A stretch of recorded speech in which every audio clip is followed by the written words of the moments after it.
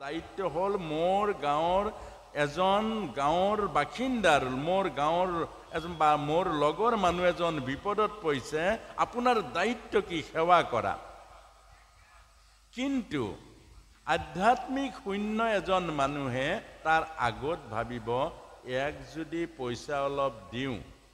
মোৰ কি লাভ হ'ব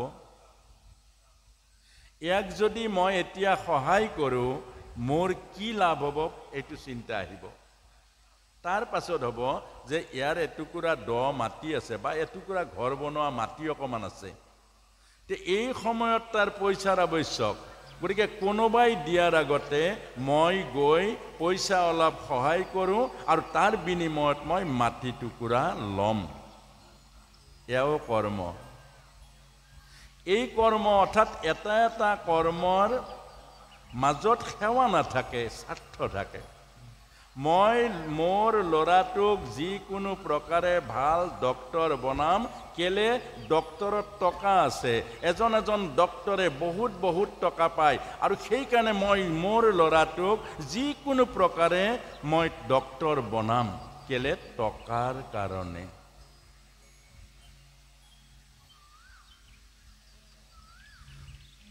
এই গোটেই প্ৰতিটো কৰ্মৰ মাজত এটা এটা আমাৰ মনৰ সংকল্প ৰাখি কৰা প্ৰতিটো কৰ্মই আপোনাক মোক বান্ধে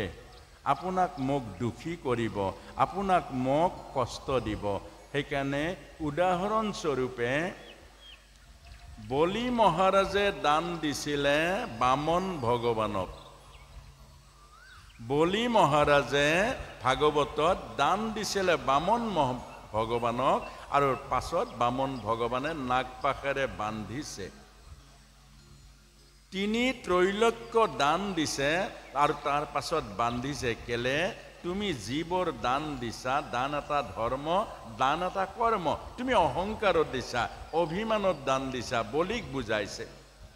অহংকাৰত দান দিয়া অহংকাৰত কৰা কৰ্মই আপোনাক বান্ধিব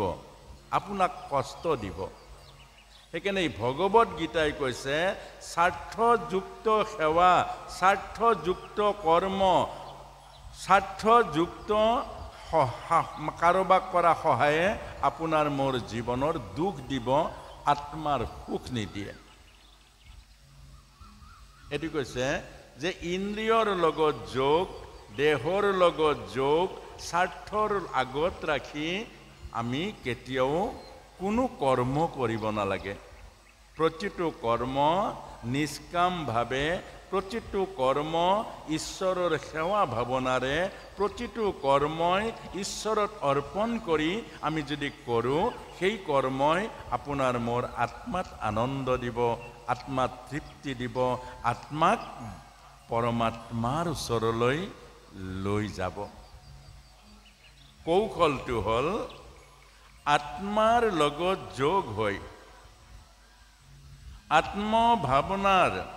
আত্মভাৱনাৰ লগত এক হৈ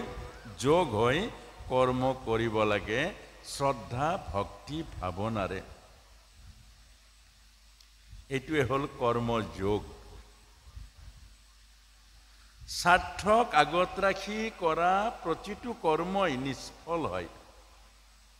স্বাৰ্থক আগত ৰাখি আৰু স্বাৰ্থ এৰি কৰা প্ৰতিটো কৰ্মই ঈশ্বৰ অৰ্পণ হয়